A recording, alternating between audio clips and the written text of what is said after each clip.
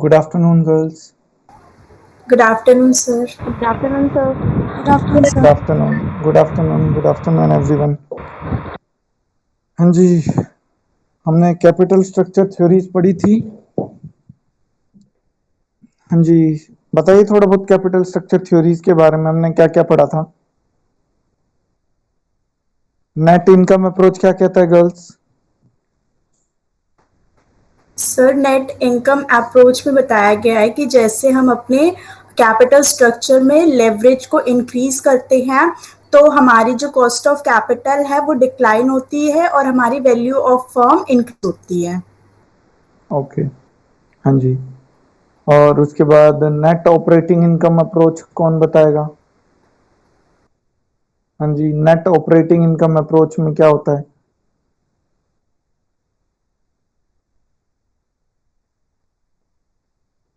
हाँ जी girls, class लिए है ना आप लोगों ने? नेट ऑपरेटिंग इनकम अप्रोच में क्या कहता है भाई? डेविड डूरेंट द्वारा दी गई नेट ऑपरेटिंग इनकम अप्रोच में क्या कहा गया है?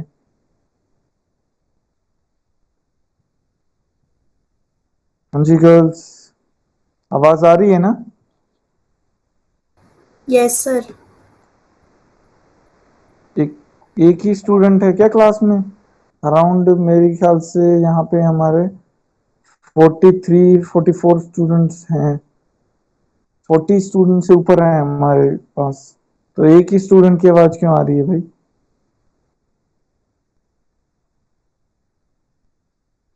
फिर मुझे नाम लेके बुलाना पड़ेगा।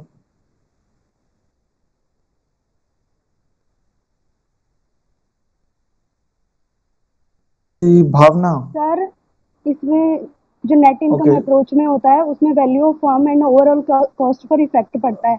लेकिन सर जब इसमें हम डेप्थ का यूज करते हैं तो इसमें जो हमारी वैल्यू ऑफ फर्म होती है और जो ओवरऑल कॉस्ट होती है उस पर इफेक्ट नहीं पड़ता है। ओके, उसके ऊपर इफेक्ट नहीं पड़ता है। हाँ जी सर। ओके, और कोई बताना चाहेगा?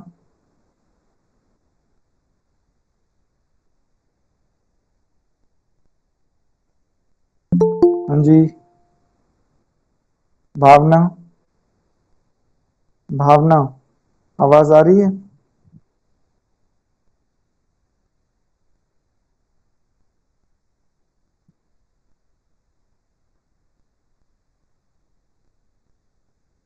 गर्ल्स, आवाज आ रही है ना?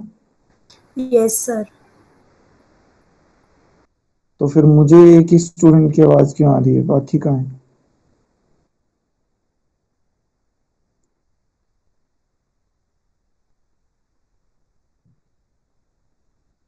हाँ जी, अंजू। अंजू अग्रवाल, आवाज आ रही है अंजू?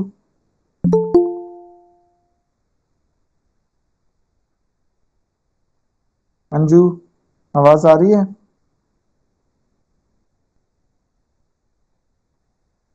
आवाज नहीं आ रही क्या गर्ल्स मेरी? सर मेरे पास तो आ रही है।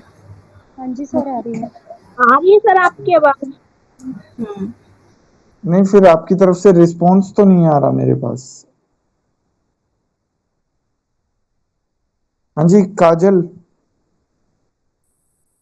काजल,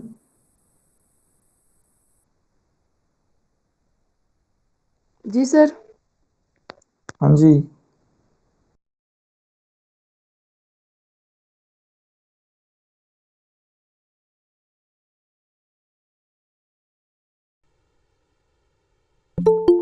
ऑपरेटिंग इनकम तो पता है, ऑपरेज के बारे में नहीं पता। जो सर जो हमारे मतलब खर्चे होते हैं ना वो इस तरीके के ये सेल्स के ऊपर,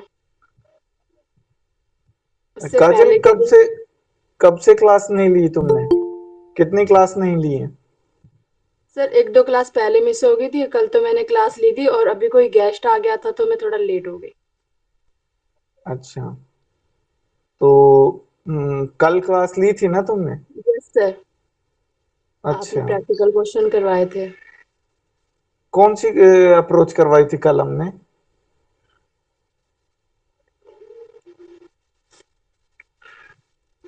काजल, नेट, एक मिनट सर। क्या हुआ? याद नहीं आ रहा? नहीं सर, क्वेश्चन तो बताया आपने कैसे करवाया था और मेथड भी याद है। लेकिन यही नहीं पता कि करवाया कौन से मेथड का क्वेश्चन था। सर मैं बीच में ली थी ना मैंने क्लास वो, तो इसलिए मुझे इंट्रोडक्शन ही नहीं पता उसका। अच्छा, इंट्रोडक्शन ही नहीं पता। और ये सर आप मैं लोग बाहर हूँ तो मेरे पास बुक भी नहीं है। बाहर कहाँ पे हो? सर मैं अपने गांव आई हुई हूँ और वो बुक रह गई। हम्म, 3-4 बुक रख ली सर, वो 1-2 मैंने सोचा था वो बाद में ऊपर से पैक कर लूंगी और वो रह गई। अच्छा अच्छा। तो बेसिकली मुझे यहाँ तक लग रहा है आप लोगों का जो है सब अपने अपने गांव में बैठे हैं, ये सब अपने रिलैक्स हो चुके हैं कि पेपर नहीं होंगे। नहीं और सर। के और किसी के हो चाहे ना हो, आपके फाइनल ईयर के पेपर जरूर होंगे। पता है सर, पता है। हम्म। सर मैं पहले की वीडियोस देख के उनको कर रही हूँ और अभी बुक नहीं है तो ये हो नहीं पा रहा, तो मैं पहले वाले चीजों को कर रही हूँ जो अच्छा, आपने मतलब पहले दिन सिखा दी। ये आप लोगों की आदत तो खराब नहीं हो गई? ये मैं वीडियो भेज रहा हूँ इसलिए कि भाई ना तो नहीं सर, हम। नहीं क्लास तो ले ही रहे हैं हम, मतलब अब मेरे पास बुक्स नहीं है तो जो चीजें मैंने पहले पढ़ ली थी तो मैं उनको यूट्यूब पे डाल के उन्हें रिवीजन कर ले रही हूँ ना। अच्छा, तो काजल, मैंने एक चीज कितनी बार कही है आप लोगों से, शायद बार बार मैं यही चीज रिपीट करता हूँ कि इस टेक्नोलॉजी के जमाने में बुक का रोना मत रोइए। बुक, अगर मान लो अगर आप जैसे आप बता रहे हो बुक भूल गए, चलो कोई नहीं, वो बुक भूल गए, आपको पहले तो याद रखनी चाहिए थी। बुक भूल गए, उसके बाद भी आपके पास नेट पे बहुत सारा मैटर अवेलेबल है। Yes sir. अगर आप डालोगे ना, जो हम टॉपिक कर रहे हैं, lectures on capital structure theories, yes sir. YouTube पे यही लाइन डाल के सर्च कर लो, lectures on capital structure theories, ठीक है? तो जी। आपको इस लेक्चर से जो भी बेस्ट से बेस्ट आपको मिले ना, समझ में आ जाए जो इजीली, वो आपको लेक्चर से अवेलेबल हो जाएंगे, ठीक है? यस सर, हम कल यही निकाल रहे थे कि हमें मतलब हमारी कैपिटल इक्विटी शेयर की कैपिटल कितनी थी जिसपे हमें मतलब इतने परसेंट हमें इक्विटी शेयर को डिविडेंड, वो क्या बोलते हैं, इक्विटी शेयर पे हमें डिविडेंड देना है, और हमारी डिवेंचर्स कितनी थी वो हमारी, मतलब वो उन्होंने हमें परसेंटेज दे रखा और हमको उनको फाइनल इनकम मतलब पहले की इनकम मतलब पीछे की चीजें कैलकुलेट कर रहे हैं। आई थिंक मुझे जितना कल समझ में आया। ओके। हाँ जी। तो जब हम बात करते हैं, आपका नेक्स्ट हमारा थ्योरी है मोडी गिलानी मिलर अप्रोच। जो हमारी नेक्स्ट थ्योरी है या अप्रोच है, वो हमारी कौन सी है? मोडी गिलानी एंड मिलर अप्रोच, जिसे हम एमएम अप्रोच भी कहते हैं, ठीक है?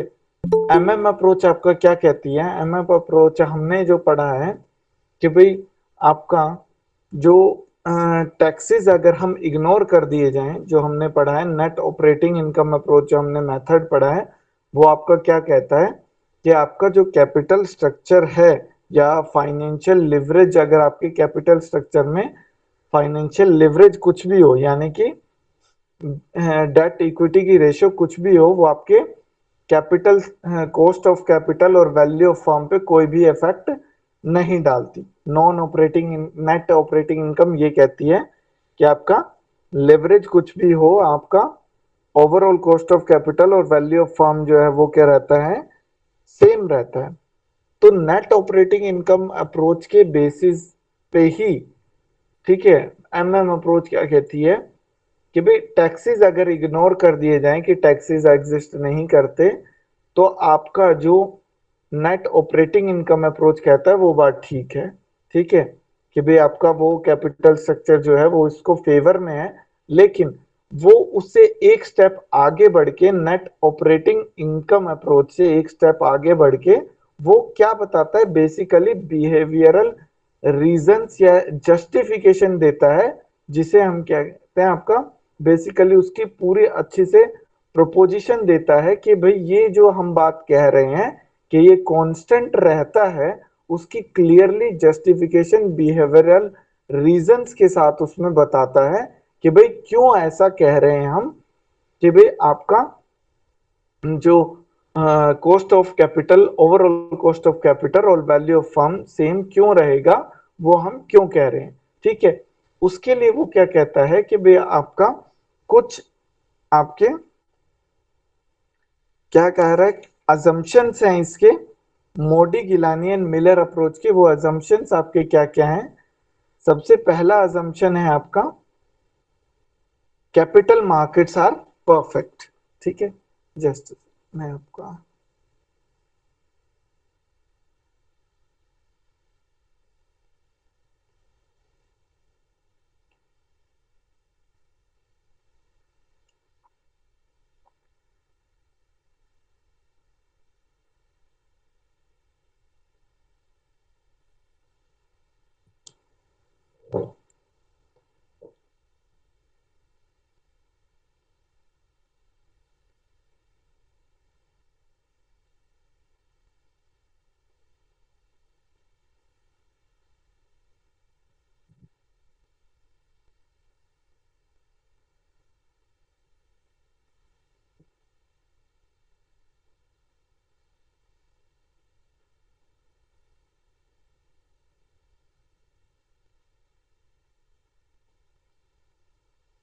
ये लैपटॉप हैंग करवाना भी बताओ मुझे।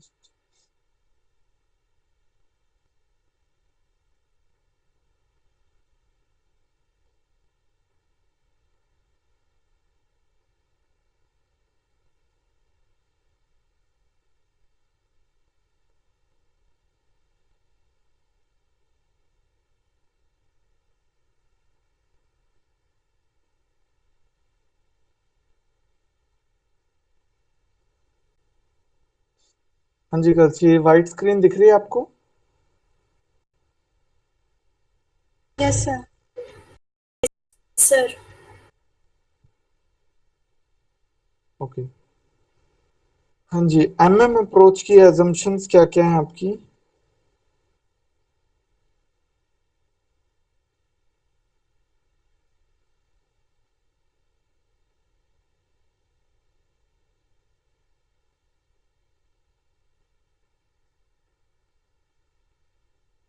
MM approach assumptions।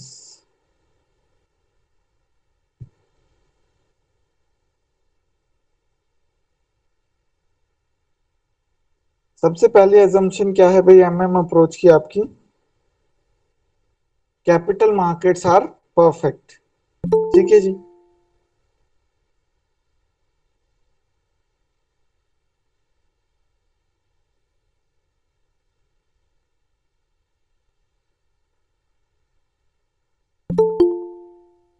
Capital markets are perfect.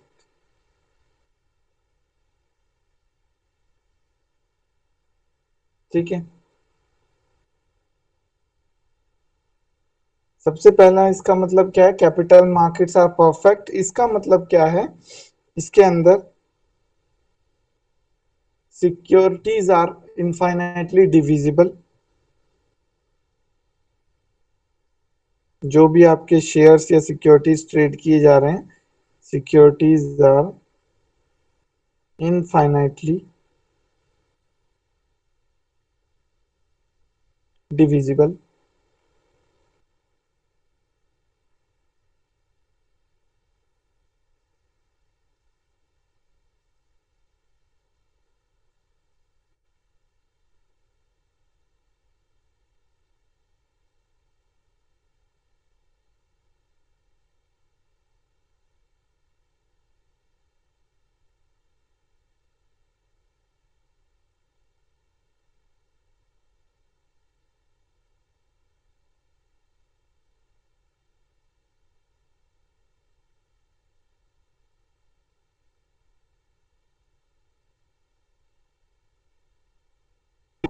Share holder है, जो इन्वेस्ट करने वाला जो इन्वेस्टर्स है, वो कभी भी आपका फ्री है, उसके ऊपर कोई रिस्ट्रिक्शन नहीं है, अपनी सिक्योरिटीज को कभी भी खरीद सकता है और कभी भी बेच सकता है।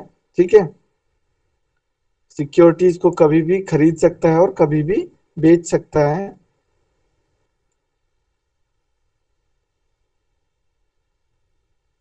थर्ड है आपका there are no transaction costs, cost of buying and selling the securities do not exist, cost of transaction cost आपकी नहीं है। इन्वेस्टर्स आपका यहाँ पे क्या है, इन्वेस्टर्स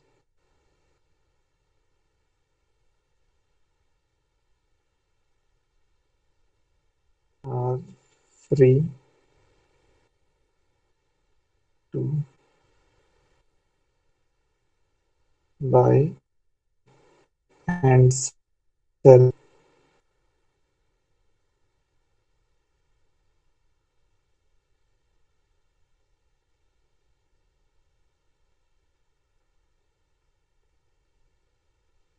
ठीक है जी।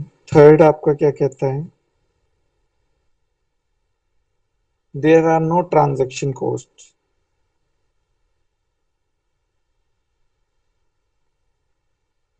No transaction cost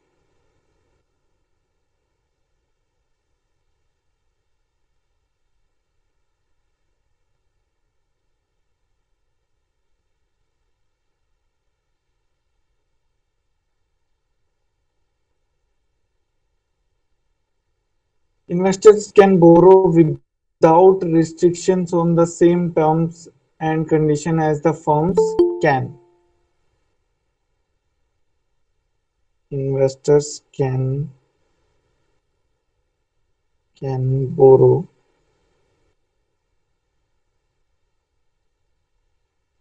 without restrictions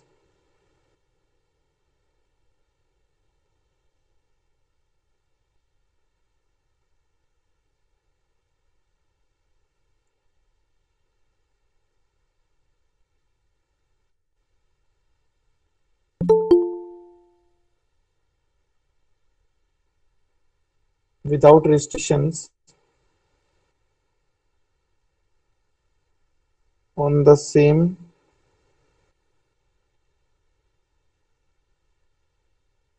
terms and conditions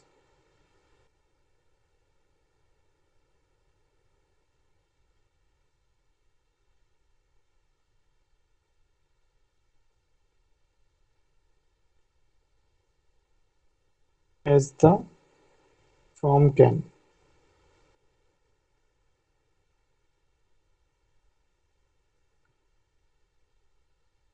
उसके बाद क्या कहता है आपका, fact and freely available to the investors। Information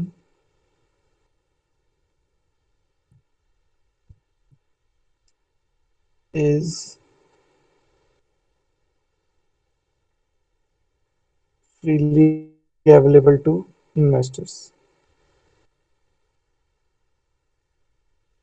to investors।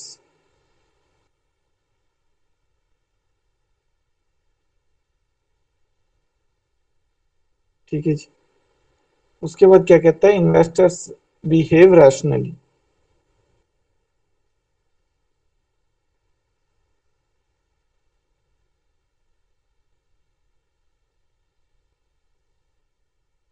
हाँ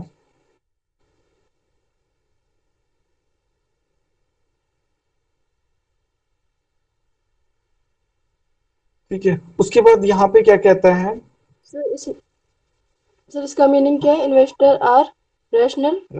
रैशनल का मतलब क्या है, इन्वेस्टर्स को जहां पे भी उनको फायदा दिखेगा ना, अपना रैशनल डिसीजन लेंगे। वो वो ऐसा नहीं कोई इमोशनली डिसीजन लेंगे, वो जो उनको सही उनके बेनिफिट के हिसाब से लगेगा ना उन्हें, कि भाई हमें इस इन्वेस्टमेंट में फायदा हो रहा है या इस इन्वेस्टमेंट में हमको बेच के नुकसान हो रहा है, या जैसा भी है उनको जैसा भी लगता है ना ठीक रैशनली, तो वो डिसीजन लेंगे। ऐसा नहीं कोई और से तरीके से वो इमोशनली या और कोई उसमें प्रेशर में लेंगे। वो सारी चीजें सोच के समझ के अपना बेनिफिट देख के ही डिसीजन लेंगे। ठीक है, इसका मतलब रैशनल है। हाँ जी। उसके बाद आपका नेक्स्ट क्या आता है यहाँ पे, homogeneous risk classes of firm. यानी कि जो आपका फर्म्स का जो है ना, expected earning of group of firms have identical risk characteristics. सीधा लिख देता हूं मैं, identical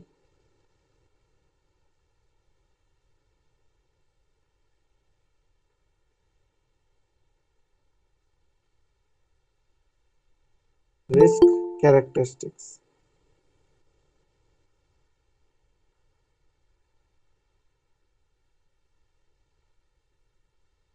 Identical risk characteristics. Expenditure about the net operating income. Expectations about the net operating income.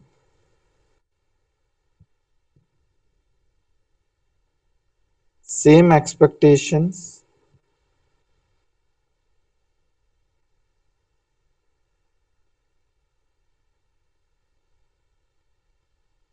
about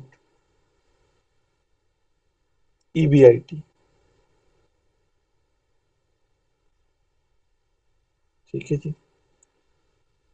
उसके बाद 4th 100% पे आउट रेशियो,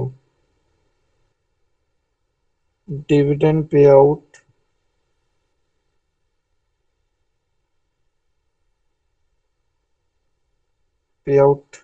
रेशियो इज 100%, यानी कि जो भी अर्निंग्स हो रही है किसी को भी फ्यूचर के लिए मतलब रिटेन नहीं की जा रहा है, 100% जो भी प्रॉफिट है वो हमारा शेयर होल्डर्स में डिविडेंड के तौर पे डिस्ट्रीब्यूट कर दिया गया है। ये अजम्पशंस है सारी। No corporate tax,